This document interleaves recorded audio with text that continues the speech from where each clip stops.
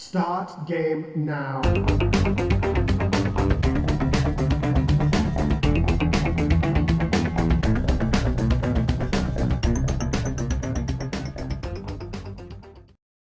Greetings, retro fans. This is Retro Reviews. I'm your host and No Swear Gamer, and today we're going to continue our ABCs of Retro series, where we go through the alphabet one letter at a time and find a game for each letter. Today we're on the letter L, and today I'm also joined by Pac-Man, because today we're going to do a maze game for the Atari 2600 or VCS, whatever your pleasure is in calling that system is.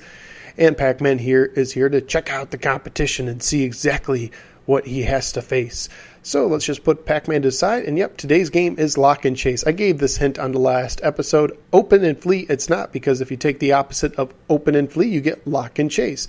Lock and Chase is based on an arcade game from 1981 by Data East. It was basically their answer to Pac-Man.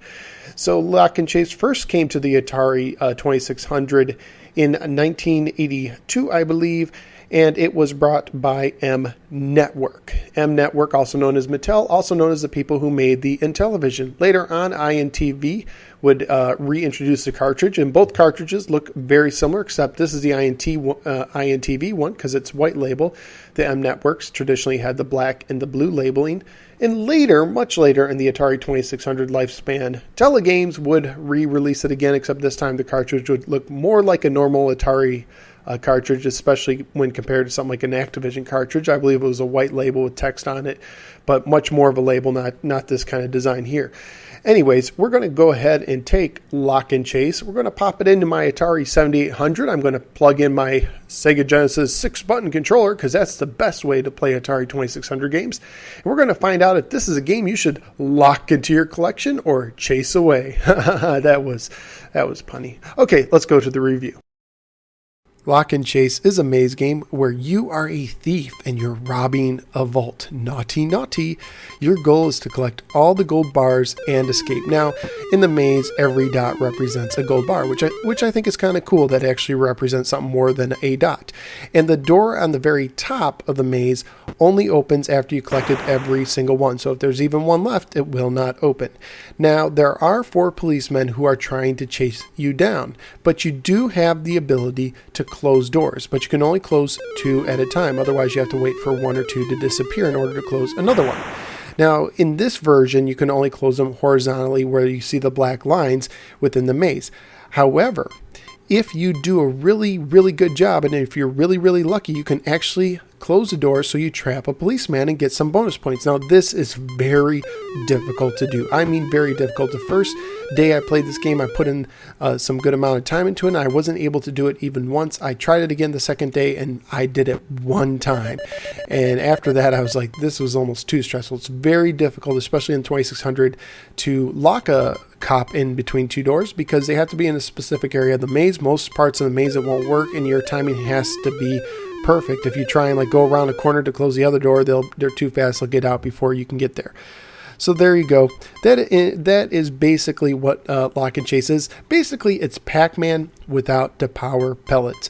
However, there are treasures in it. Just like there's fruit in Pac-Man, once in a while in the middle of the screen, you'll hear a sound, and there'll be something that looks like a little brick or a briefcase or something. And there's 2 different areas they can show up, and if you touch one of those, you get a random amount of points. In other versions, they represent different items. In the Atari 2600 version, they all kind of look the same, but the points are kind of randomized.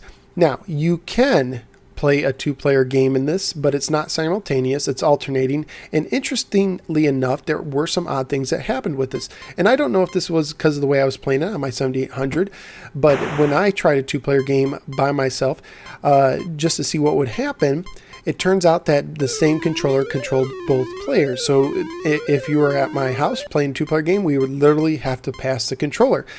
Also, another thing is that you take turns, so once one guy gets captured, the other guy takes his turn, but when it comes back to your turn, they reset the entire maze, they fill all the gold bars back. In a 1-player game, let's say you only have 10 gold bars left, you lose a guy but you have another one, those 10 gold bars will be the only thing left on the screen. However, in a 2-player game, if you only had 10 gold bars left and the other player takes a turn and comes back to you, they fill the whole screen again. So you got all the gold bars to collect. So I thought that was kind of weird that it did that, but it's probably due to some of the limited resources on the 2600, I believe.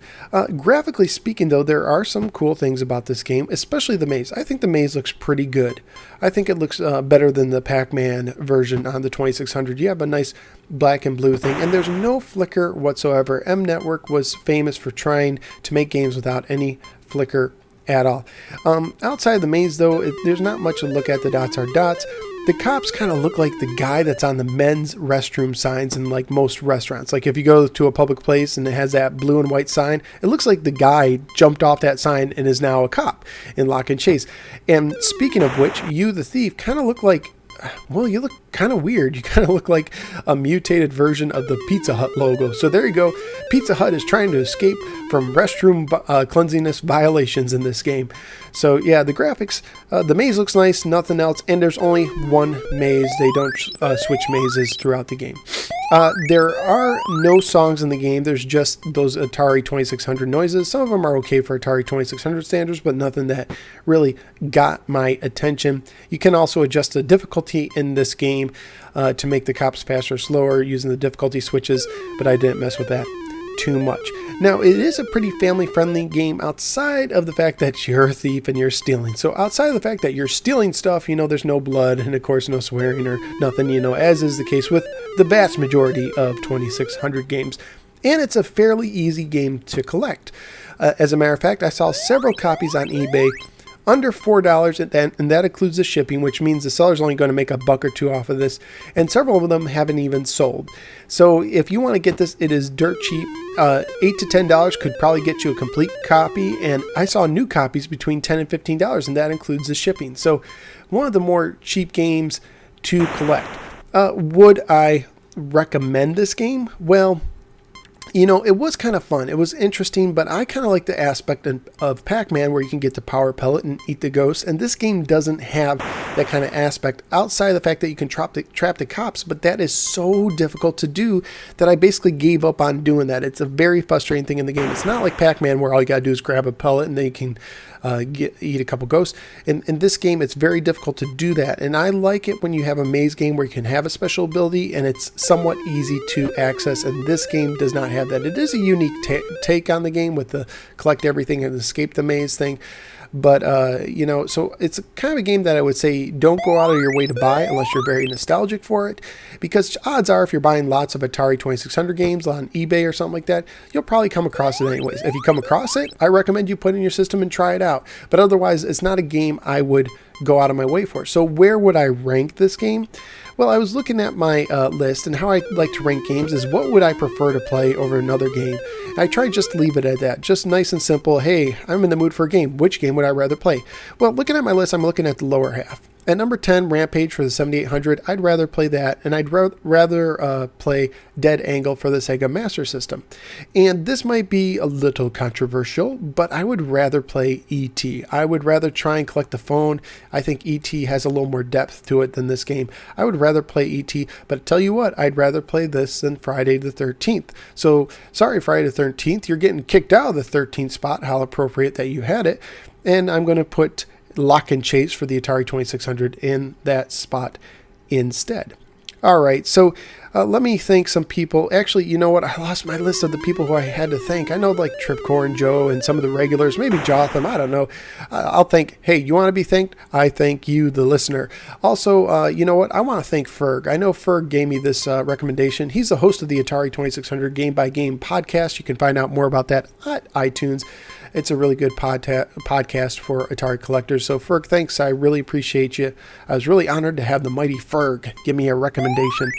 So, this game was also released on several other formats, ColecoVision and Television. The Game Boy had its own kind of unique vision. And if you want to play the arcade version, there was a Data East arcade collection that was released on the Nintendo Wii. So I haven't really played much of those other versions, so it's hard for me to compare them at this time. But so what you got here is basically a decent maze game that's good for a few minutes of fun. All right, so that is our letter L. So that means next up is the letter M. And I'll give you this hint. Watch your fingers. So there you go. Thank you for giving me a little part of your day. Hope you enjoyed the review, and I look forward to seeing you next time right here on Retro Reviews. Have a good one, everybody.